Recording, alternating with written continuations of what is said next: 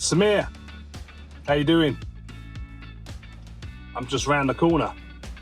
Gonna pick you up. We're gonna go for a DEX Drive. Looking forward to it on this sunny day. See you in a minute.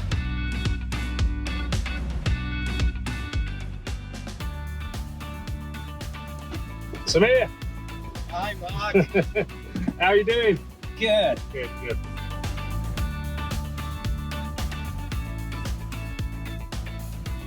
We finally have a sunny day in the UK. As I say, we finally have summer as we end summer.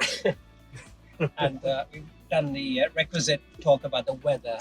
We have to do that. And we're going to go for a little drive around West London and talk about our joint favourite subject, which is 1E, and generally about the market and digital employee experience and everything that entails. So, the pandemic definitely accelerated the need for DEX. And more recently, of course, the economic conditions mean that organisations more than ever before are really trying to get demonstrable ROI. Now, that's one thing that we're able to do very well because of this remediation capability is drive ROI. I mean, talk about that, because ROI has been at your heart of how you've thought about delivering value to customers from day one, hasn't it? Yes, actually. So ROI has been central to everything we do, right? Because we do not have the marketing muscle or the sales muscle. So what we had to do was prove ourselves every single time. And and the fact is, most IT organizations have almost always a diminishing budget, right? Yeah, or at least a stagnant budget. And the fact is, they need to find money somewhere. Yeah. So our premise was always, we'll help you find money. Yeah. Right. That was the easy way for us to sell. Yeah. But actually, there are a bunch of things that happen when you really have this focus, where you're not just admiring the problem, where you're not just telling the world will be a better place. We are actually hard facts around, we'll save you money. What you actually land up doing is you land up improving the life of the IT folks themselves. Right. And I just want to take a moment and just talk about them for a second. Their lives are really incredibly hard, actually. Yeah. Right? I mean, everything is getting more complex on a day-to-day basis. Yeah. They have to learn new technologies every single day with a new release of every product that they support. Yet the employee now is working in a hybrid world where their own needs have actually become more complex. So they can't the IT guy can't just walk over to the employee and fix the problem. No. Yeah. And remote control, by the way, is the one thing that I've one technology that I really see as a competitive technology, even though we're not in the remote control space, because I feel it should be eradicated if you can. Yeah. Right? It's just too costly and inefficient. So when you focus on ROI, you do land up focusing on the need for IT to have better tools to fix things. And it means that their lives are improved, right? And actually, if you can improve their lives, the lives of their customers are improved. Yeah. Because automatically, the experience becomes better. Yeah. So I see this as as something that just gives and gives and gives if you focus on the right thing. Yeah. Yeah, you're absolutely right. One of the things that we've talked about a lot is that most of those solutions fail to sort of focus on starting with experience. Yes. And so IT teams historically will say, okay, well, we're running at an SLA of 99.9% because our network's up, our cloud's up, our applications are running.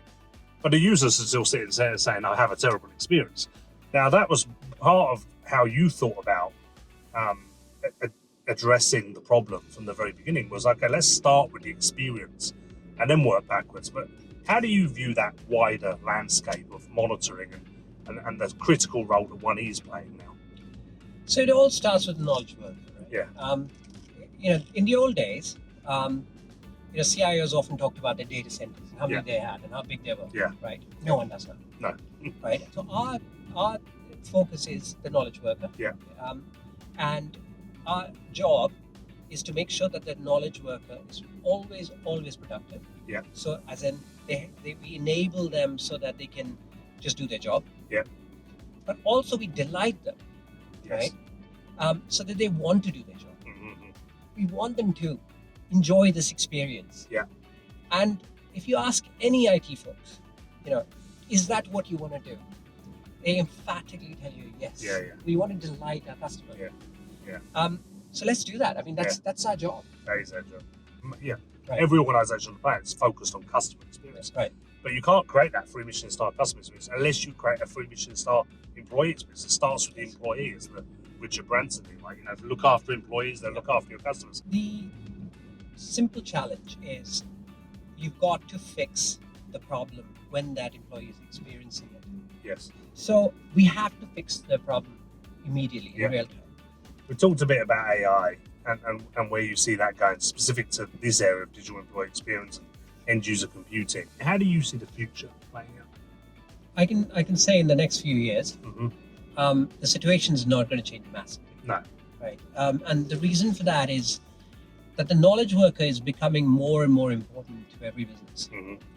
And their needs are becoming more and more complex, if anything, right? Even their location is now completely variable. Yeah. And their needs are getting more and more sophisticated rather than less sophisticated. That complexity is not going away anytime soon. I think what we need to have is consolidation of tools. Yeah. I think you need to have tools that monitor well, and you need to have tools that remediate well. Yeah. I think there are 2 or 3 aspects to AI, right? Generative AI is clearly the best brain you can ever employ in the business, right? And it's getting better. Yeah. The challenge with it is that in the hype cycle, we've sort of forgotten about the fact that it still has quite a high error rate. Right. And what that means is that we can't quite trust it to actually do full automations yet. No. But we can entirely trust it to help us. Right. So the IT department using generative AI is always going to outperform IT departments that are not using generative AI. Yeah. Not that generative AI is going to then replace an IT department right now. Right. And it's going to augment it. It's going to absolutely augment it. Amplify it. I think if you think about it that way, then effectively you really want to arm all your employees, all your knowledge workers with generative AI. Yeah. And I think people are starting to come to that conclusion. The challenge is that the cost is still quite prohibitive. Yeah. If you just focus on IT themselves, they can find issues, they can diagnose issues faster. But they can even write scripts, right? If they need to, they can figure out what the fixes are in literally in seconds, right? Rather than doing many Google searches and trying to figure out. Yeah. Because actually the generative AI bit has already figured that out for you. Yeah. So I'm a massive fan. Yeah. I think it's here to stay. I think it's going to change how we do everything. But where generative AI is not quite there is, for example, our remediation capability. Right. Because the challenge is if you give generative AI with its hallucinations, with its error rates, your entire laptop population, it could just take out like 50% of it. And then you have a big problem. And then you have a bit of a problem, right? Yeah. So, and that's why human beings are needed and absolutely essential. So I think augmenting the type of work we do with generative AI is fantastic. Yeah. And it's really incredibly powerful. And that's where I know you're investing massively now. It is amplifying. It's amplification intelligence, isn't it? It's basically amplifying the ability for the IT worker to, and of course the benefit is they can just do things far more quickly. The IT employee themselves can really focus on higher value stuff. Yeah. They can actually focus on genuine experiences. They can talk to that employee. They can actually spend more time rather than spending a whole bunch of time researching things, seeing whether they fix something, etc., having hundreds of issues in their queues. They can actually do what employees really want, which is have a conversation. Yeah, exactly. Clearly, with the way that our product works and the architecture that you've talked about, having intelligence at the edge and identifying issues, root cause analysis, based on what you're seeing happening in real time, is about that sort of like identifying anomalies, sort of understanding experience at the endpoint, and then building on top of that. But how do you view that? I mean, because our architecture lends itself very nicely, doesn't it, to where AI could take us. When you put a human being in charge of these two things, you today already have the best of all worlds. Yeah. So I would not put generative AI in charge of our system. It's just too powerful. Yeah. But you put a human being in the middle and in charge. Yeah. Then you've got this human being that's got superpowers. Yeah. Literally, and that's we always used to dream about this, right? Yeah, We used yeah. to talk about this. Let's give our customers superpowers, Yeah, yeah. right? Yeah. Well, they can have them now. Yeah. I'm very excited about the future. So, thank you so much. I hope that was interesting for you as it was for me. I loved every second of it, and I'm sure we'll do it again in a few years and look back on all the advancements that we made. Well, thank you. Thanks.